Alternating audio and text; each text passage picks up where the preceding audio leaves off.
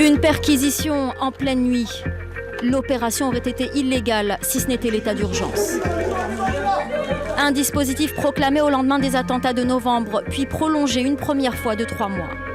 Aujourd'hui, dans le cadre de la lutte contre le terrorisme, le gouvernement souhaite le prolonger de nouveau au-delà du 26 février, en attendant la loi sur les nouvelles procédures judiciaires. Ce dispositif ne fait pourtant pas l'unanimité du côté des associations de défense des droits de l'homme qui mettent en garde contre d'éventuels dépassements. Une perquisition, c'est pas rien. Quand vous voyez débarquer chez vous à 6 h du matin des policiers éventuellement cagoulés, que le père de famille est brutalisé et que les enfants sont réveillés de manière extrêmement brutale, je crois que c'est pas rien et qu'on n'a pas intérêt à sous-estimer ce que ça veut dire et ce que ça peut produire.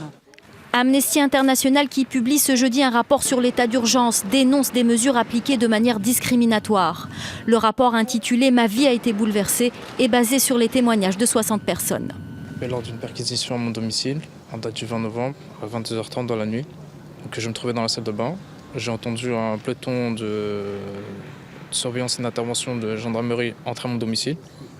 J'ai eu très peur. J'ai pris un coup de crosse de fusil sur le côté gauche de la tête. On m'a dit qu'il y avait de fortes raisons de penser que j'étais susceptible d'héberger des personnes, des armes ou des moyens terroristes à mon domicile.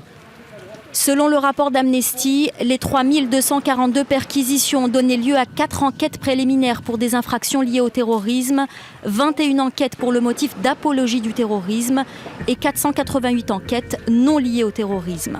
Pour Amnesty International, ce dispositif d'exception a conduit à très peu de résultats concrets.